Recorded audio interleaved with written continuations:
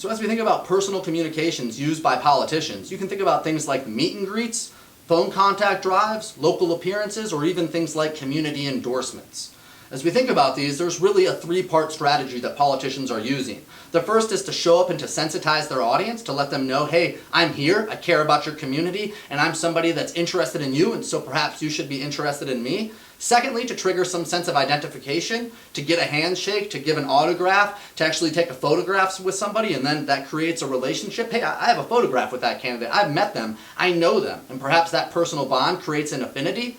And then the third is to hope that not only have you created an affinity or a bond, but that you can use that bond to then mobilize those individuals who took a picture with you to become a volunteer, to become somebody who makes phone calls on behalf of your organization, or even goes door to door knocking to inform others about it, or to join a protest to otherwise change others' attitudes, actions, and behaviors. In this sense, much like we talked about with inoculation, those individuals become the front line of your campaign for you.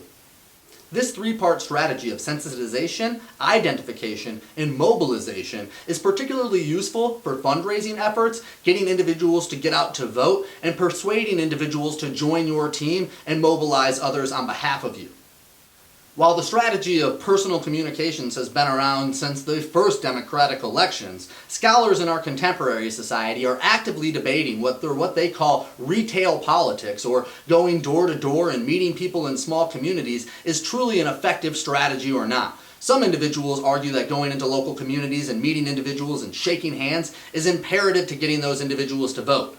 Others point to research which indicates that even when politicians visit a town, many individuals in that community don't even know the politicians were there, and it doesn't affect their votes to know that they were there. And so the question remains a toss-up. Does personal communications influence audiences' attitudes, actions, and behaviors?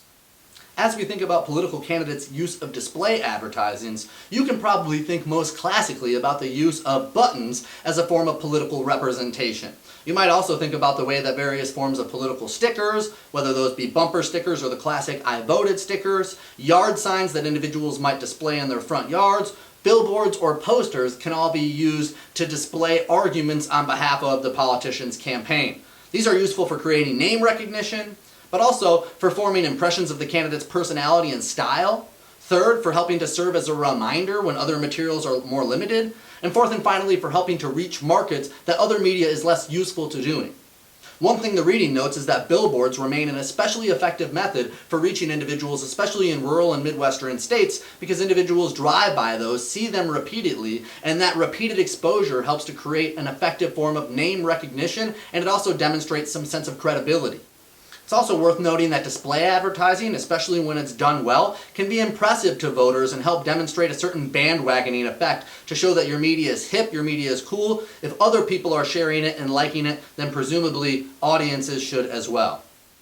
Print media in the context of political campaigns has existed nearly as long as the Gutenberg press itself.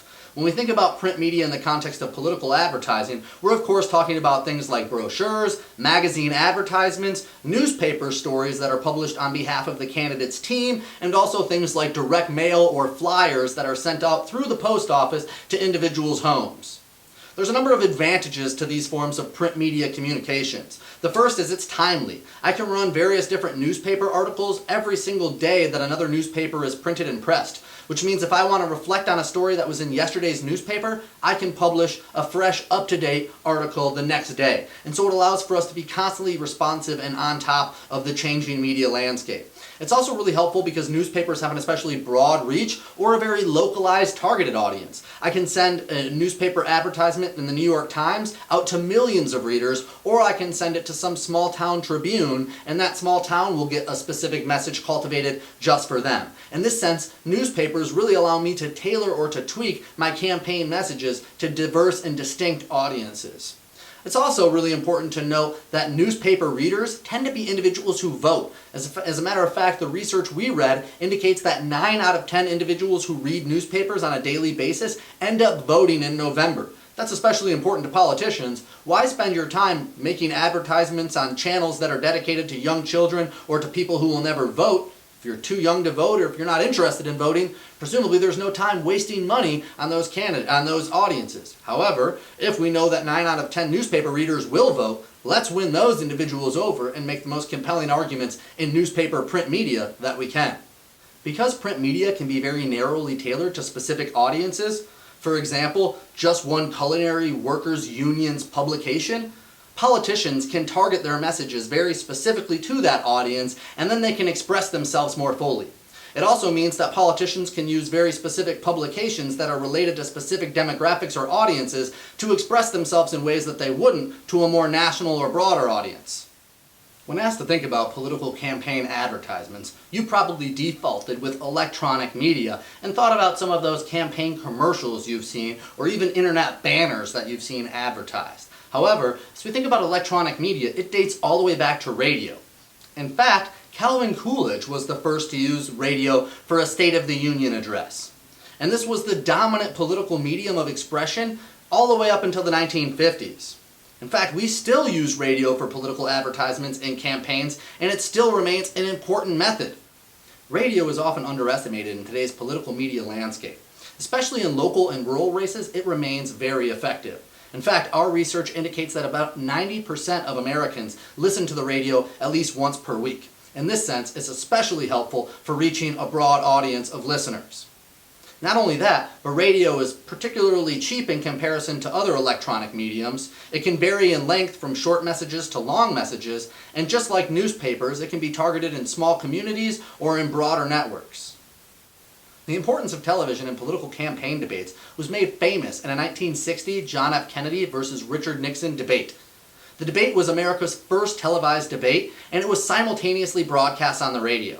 However, individuals who watched it on television versus those who listened to it on the radio had two completely different interpretations of who won the debate. You might wonder why. Those who watched it on television saw a young, prepared Kennedy who wore Hollywood stage makeup and otherwise looked great throughout the entire performance, compared to a Richard Nixon who wore makeup that was ill-prepared for the hot lights of the stage and ended up running down his face in what was a bit of a sweaty mess. However, those who listened did not see that same impression of Richard Nixon and ended up thinking that Richard Nixon performed more like a politician and sounded more presidential, and those individuals, en masse, tended to indicate that he performed better. As Gronbeck argues in our most recent reading, television was a technology at the time that demanded a new eloquence. It required a certain form of performative charisma. I think if we think about the way that new media and television have changed presidential performance and political style, we've certainly seen a revolution in the last 10 years. There are a few key advantages to using television in campaign advertising. The first is that its multimedia platform allows audiences to simultaneously see, hear, and look at the face and name of a politician or issue all in one instance, and in that sense it creates better name recognition. Secondly, though, it also produces the largest audiences. Think about Bloomberg's Super Bowl advertisement reaching millions and millions of viewers, and compare that to something like the largest newspaper or radio station, and it certainly pales in comparison. Third, it lends credibility to politicians. Just being presented on television or shown across multiple channels demonstrates your significance and your capability to run a nationwide campaign. And finally, it allows for some demographic targeting. We can choose to run our campaign messages on a lifestyle network like music television, MTV, or we can choose to run it on something like CBS, where perhaps we reach a wider audience. And so in that sense, we can tailor messages for younger people on MTV or a wider audience on something like CBS. However, while television advertising has a number of strengths for political campaigns, there are some reservations or drawbacks, namely that it's incredibly expensive and it can also be geographically challenging to launch advertisements in many different news media networks across the United States' fragmented media landscape. Also, some candidates aren't very good at using political campaign media, especially in television form, where perhaps they might appear insincere or disingenuous. When we consider the evolution of the internet and contemporary political advertising, it's necessary to acknowledge there are now what we might call digital natives. When we talk about digital natives, these are individuals, much like many of you may be, who've only ever grown up with access to technology and are used to otherwise adapting to new forms of technology readily and switching from one platform to the next to get your news or media and entertainment. However, this isn't the same for all Americans. Some Americans are more readily adapted to these forms of technology, and so it's important that political campaign advertisements acknowledge digital natives, or those individuals who might be more comfortable with technology, as well as those individuals who are still transitioning and adapting from older, more traditional forms of news media and technology to contemporary forms.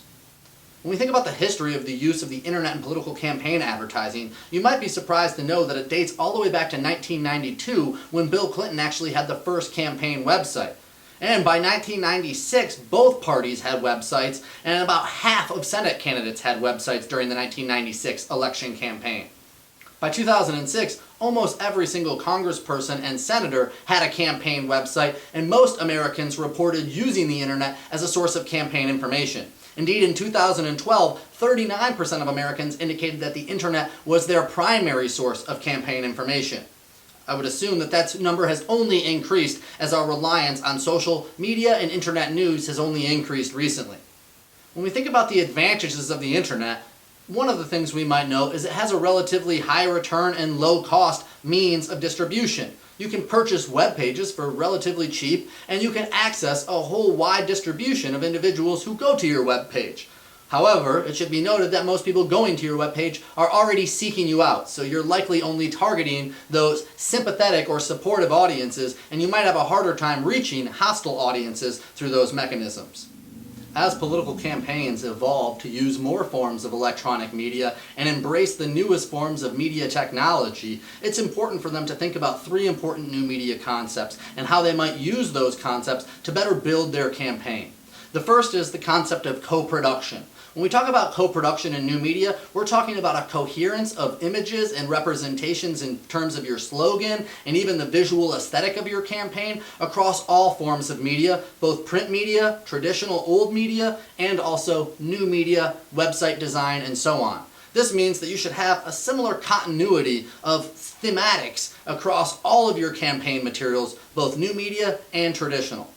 Secondly, individuals who are creating sophisticated media plans should think about convergence. When we talk about new media convergence, we're talking about ways that we can coordinate traditional and new media messages so that those messages link up with one another. The hope is that individuals are going from your website to your phone campaigns and from your phone campaign to a social media channel with their friends. In this sense, the goal is to integrate everybody into a network of communication. This is the idea of convergence. Finally, one way you might facilitate convergence is through the process of linking. Obviously, when we think about linking, we're talking about HTTP web links. The little blue links at the bottom of your page are an example of linking, but what we're meaning in the context of political campaign advertisement is finding ways to attach different groups or ideas and bring them together. And so perhaps linking up with another nonprofit organization, a labor union, or some sort of environmental sponsor or celebrity influencer helps create brand association and develop social identity mobilization. Candidates should be very careful when adapting to new media strategies, and they should use those new media strategies not in fancy, clever, creative, or weird ways. Doesn't help if a candidate does TikTok dance videos, but they should use them in ways which better help them expand the mission and reach of traditional media forms.